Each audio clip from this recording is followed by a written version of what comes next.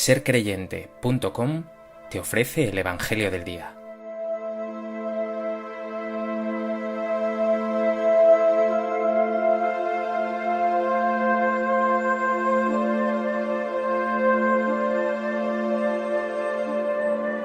Del Evangelio de Marcos. En aquel tiempo le envían a Jesús algunos de los fariseos y de los herodianos para cazarlo con una pregunta. Se acercaron y le dijeron: Maestro, sabemos que eres veraz y no te preocupa lo que digan, porque no te fijas en apariencias, sino que enseñas el camino de Dios conforme a la verdad. ¿Es lícito pagar impuesto al César o no? ¿Pagamos o no pagamos? Adivinando su hipocresía, les replicó: ¿Por qué me tentáis? Traedme un denario, que lo vea. Se lo trajeron. Y él les preguntó: ¿De quién es esta imagen y esta inscripción? Le contestaron: del César. Jesús les replicó: Dad al César lo que es del César y a Dios lo que es de Dios. Y se quedaron admirados.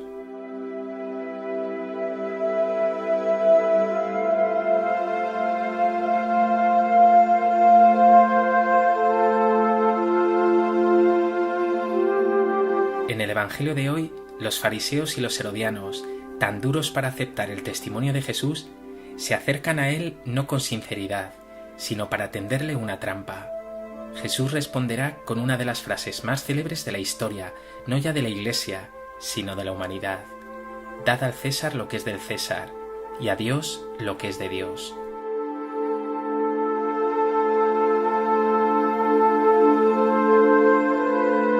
A propósito de este texto del Evangelio de Marcos, me gustaría compartir contigo 3 reflexiones. En primer lugar, quiero explicar brevemente el porqué de esta pregunta que plantean a Jesús. Palestina era un territorio ocupado por el Imperio Romano, y no solo ocupado militarmente, sino sometido a todo tipo de impuestos, muchas veces abusivos, y que llevaban a la miseria a una parte importante de la población. En concreto, este pago del impuesto al César suscitaba reacciones encendidas. Algunos grupos, como los saduceos y los herodianos, que eran colaboradores del imperio, eran partidarios de su pago, pero otros, como los fariseos, lo consideraban ilícito para un judío piadoso, ni qué decir los celotas, esos judíos celosos de la ley que consideraban este impuesto indignante, humillante. El quid de la cuestión está aquí.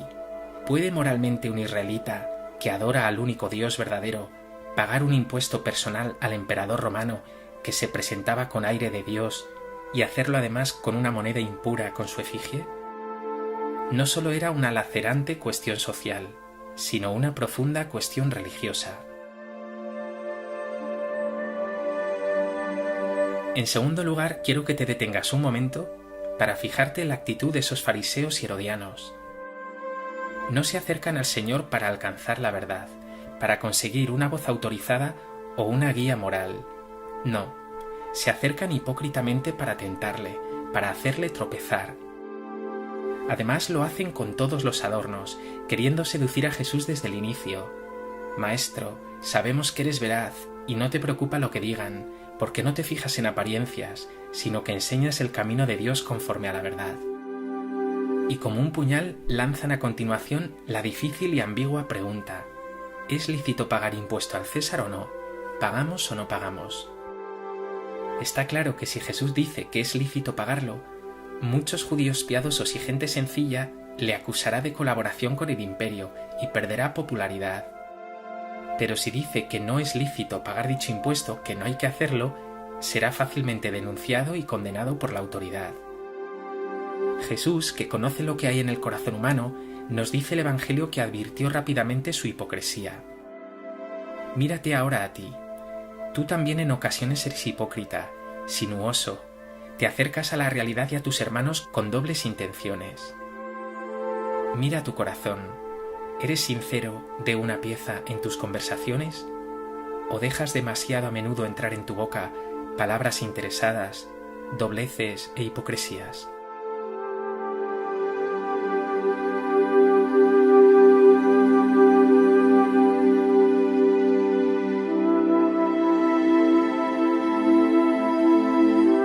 En tercer lugar, conviene que nos detengamos ahora en la respuesta de Jesús, que nos dice el Evangelio que dejó a todos admirados. El Señor manda traer la moneda del impuesto, un denario, y pregunta: ¿de quién es esta imagen y esta inscripción? Le contestan: del César. Jesús les replica: dad al César lo que es del César y a Dios lo que es de Dios.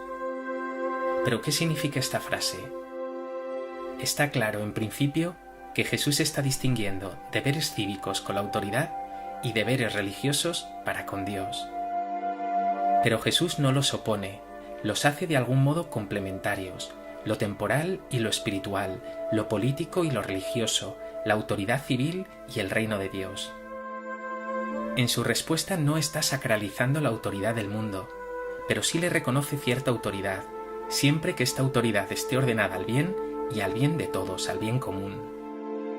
Está claro que los cristianos no podemos recluirnos en el ámbito estrictamente religioso, sino que hemos de brillar como ejemplares ciudadanos. Pero al mismo tiempo Jesús deja claro que lo primero es dar a Dios lo que es de Dios, es decir, su ley, sus mandamientos, servirle a Él y a los hermanos. Esta tensión que manifiesta la respuesta de Jesús quizá pueda aclararse en esa conocida frase: se trata de ser buenos cristianos y honrados ciudadanos.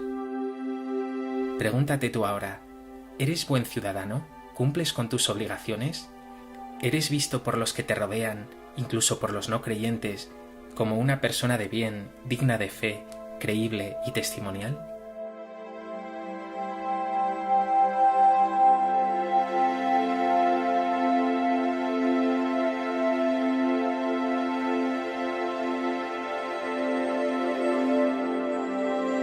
Pues que este Evangelio te lleve a huir de toda hipocresía, a profundizar en tus compromisos con Dios, de amor a Él y al prójimo, y también con tus compromisos como ciudadano, un testimonio de buen cristiano y de honrado ciudadano.